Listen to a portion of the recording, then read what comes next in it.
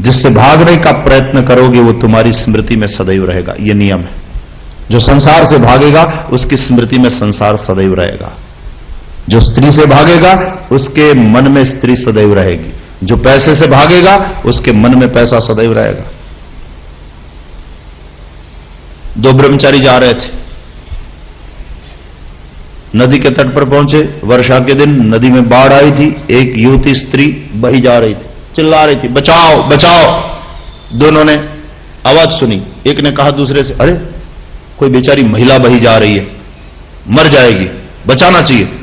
वो जैसे ही जाने लगा दूसरे ने हाथ पकड़ा, क्या कर रहे हो, ब्रह्मचारी हो, स्त्री का मुंह भी नहीं देखना चाहिए और तुम बचाने दौड़े, आए बड़े परोपकारी, धर्म भ्रष्ट हो जाओगे। अरे बोले उसमें धर्म भ्रष्टता की क्या बात है, वो बही जा रही है, मरी जा रही है, बचाना चाहिए।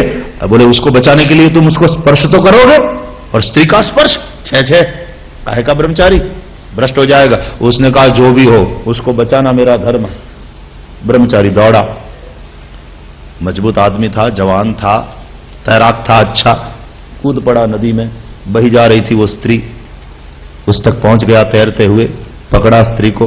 वो स्त्री भी एकदम, क्योंकि बेचारी बही जा रही थी, घबराई हुई थी, लिपट गई उससे। और ये तैरता हुआ उस स्त्री को लेकर के आया किनारे, स्त्री को वहां रख दिया। वो बेचारी थोड़ा पानी पी गई थी, बाहर निकाली, सब स्वस्थ हो गई। कहा ब्रह्मचारी जी महाराज धन्यवाद करती हूं मैं, आज आप न होते तो मैं मर गई होती। तो इसने कहा कि भाई प्रभु ने मुझे भेजा यहां, प्रभु तो हमको निमित्त बनाते हैं। अब देवी तुम ठीक हो? हाँ महाराज। तो अब मैं जाऊं कि मैं छोड़ने आऊं तुम्हें? कहा नहीं महाराज धन्यवाद, फिर से धन्यवाद। क्या बोले भगवान महान है, कह करके उसको बचाकर ब्रह्मचारी चला गया अपने दूसरे ब्रह्मचारी गुरु भाई के साथ। बोले चल, बोले छह मुझे मत छूना नहीं, धर्म भ्रष्ट कहीं के। हाँ, स्त्री को छू लिया, और स्त्री भी जवान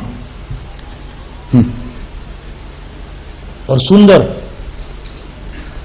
और भीगी हुई, और तुझसे ऐसे लिपट गई थी। है काहे का ब्रह्मचारी?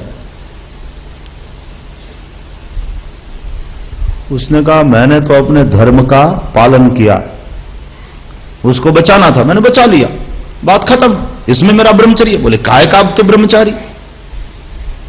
सुंदर जवान स्त्री, कपड़े भीगे हुए, और तुझसे ऐसी लिपटी हुई है। शांतम पापम शांतम पापम।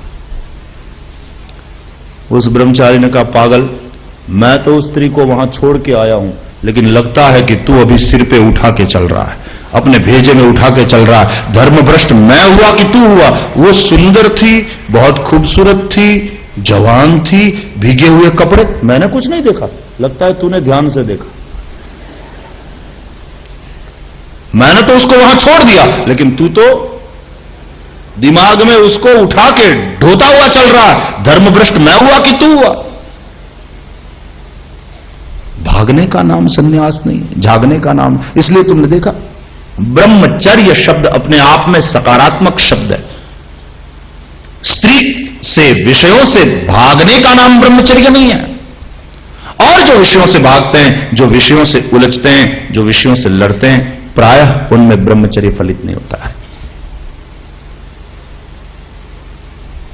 ब्रह्मचर्य का अर्थ ही है ब्रह्म में चरना, और ब्रह्म में चरने के स्थान पर हम विषयों से उलझने में फंसते हैं।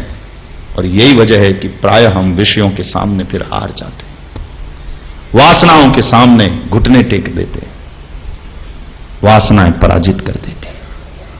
क्योंकि विषयों से लड़ना, विषयों से उलझना भी विषय संयोग है, वो भी विषय संयोग है।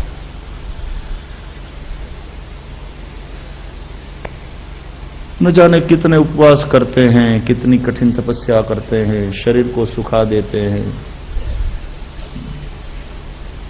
विषया विनिवर्तन्ते निराहारस्य देहिनः। लेकिन भगवान कहते हैं रसवर्जम रसोप्यस्य परम दृष्ट्वा निवर्तते। गीता के एक एक श्लोक क्या कहे, क्या जादू है। जिसके जीवन में भजनानंद आया तो विषयानंद गया, बड़ी वस्तु हाथ लगती है तो छोटी वस्तु छूट जाती है। अलौकिक चीज हाथ लगी तो फिर विषय सुख तुच्छ लगने लगता है। ब्रह्म सुख का अनुभव कर रहा, इसलिए ब्रह्मचर्य शब्द अपने आप में पॉजिटिव, सकारात्मक, ब्रह्म में ही चरते रहना, यही ब्रह्मचर्य है। स्त्री से भागने का नाम या विषयों से उलझने का नाम ब्रह्मचर्य नहीं। विषयों से लड़ोगे तो भी उलझ ही रहे हो, विषय संयोग ही है। अंधकार से लड़ना, अंधकार से उलझना अंधकार की समस्या का समाधान नहीं है। दीप जलाना ही अंधकार रूप समस्या का समाधान। अंधकार को कोसते रहना या अंधकार को दूर करने के लिए अंधकार के साथ लड़ते रहना शक्ति का दुर्व्यय है, समय का दुर्व्यय है। समझदारी यही है, एक दीप जलाओ, युगों का अंधकार समाप्त।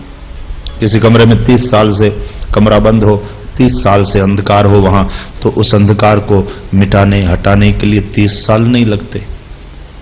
वहां बस केवल एक दीप जलाया, 30 वर्ष का पुराना अंधकार समाप्त।